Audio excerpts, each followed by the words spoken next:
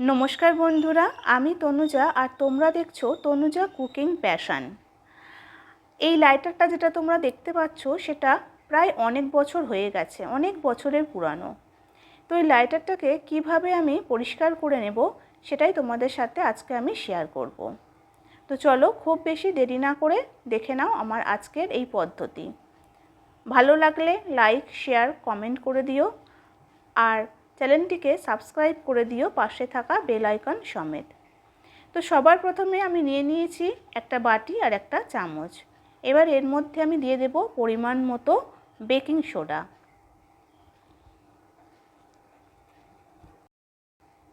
আর এর মধ্যে দিয়ে দেব আমি ভিনিগার।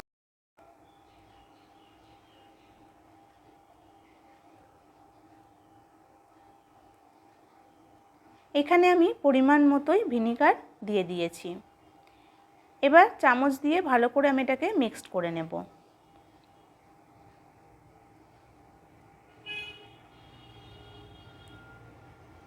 এবার একটা ব্রাশ দিয়ে আমি মিশ্রণটা লাইটারের উপরে লাগিয়ে নেব। ব্রাশ আমরা ইউজ করার পর ফেলে দিই, কিন্তু ব্রাশ ইউজ করার পর ফেলে না দিয়ে এই রকম কাজে তোমরা ব্যবহার করতে পারো।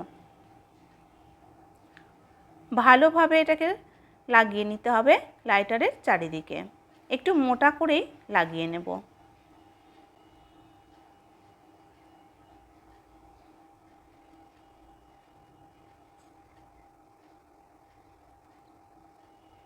এইভাবে ব্রাশ দিয়ে লাগানোর ফলে লাইটারের চারিদিকে খুব ভালোভাবে কিন্তু লাগানো যায়।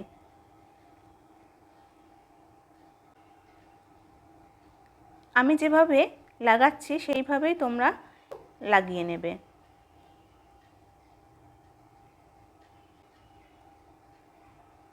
এবার এটাকে আমি 20 মিনিট এইভাবে রেখে দেব।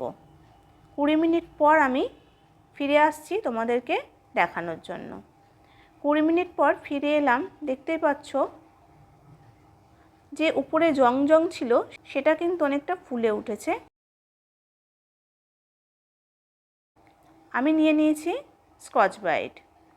এবার স্কচ ব্রাইট দিয়ে ভালো করে কিন্তু এইভাবে ঘষে ঘষে পরিষ্কার করে নিতে হবে। দেখতে পাচ্ছ ঘষার ফলে কিন্তু লাইটার পরিষ্কার হতে শুরু করেছে। এটা যেহেতু অনেক দিনের পুরানো লাইটার, সেহেতু এর মধ্যে কিন্তু লোহা বেরিয়ে গেছে। উপরে যে স্টিলটা থাকে সেটা কিন্তু নষ্ট হয়ে গেছে।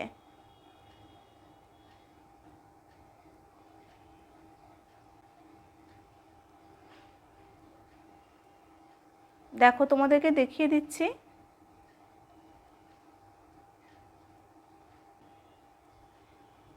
এইভাবে ঘষার ফলে কিন্তু লাইটার একেবারেই চকচকে হয়ে যাবে।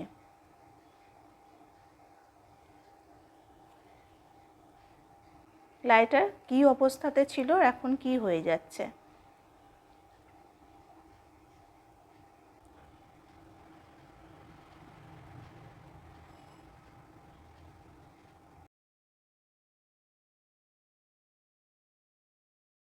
লাইটারের উপরে দেখো লোহা বেরিয়ে গেছে, সেই জন্য এই জায়গাটা কিন্তু ক্লিন হবে না।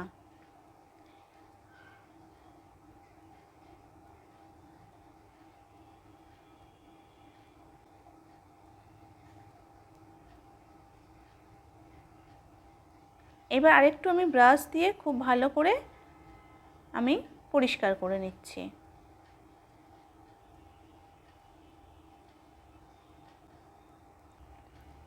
এবার এটাকে কিন্তু আমি জলে ধুয়ে নেব না, আমি শুকনো কাপড় দিয়ে মুছে নেব।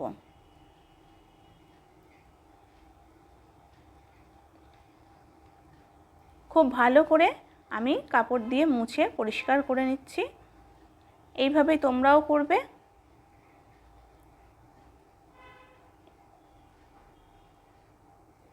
এবার আরও একটা পরিষ্কার কাপড় দিয়ে আমি পরিষ্কার করে নেব। একদমই শুকনো কাপড় দিয়ে পরিষ্কার করতে হবে।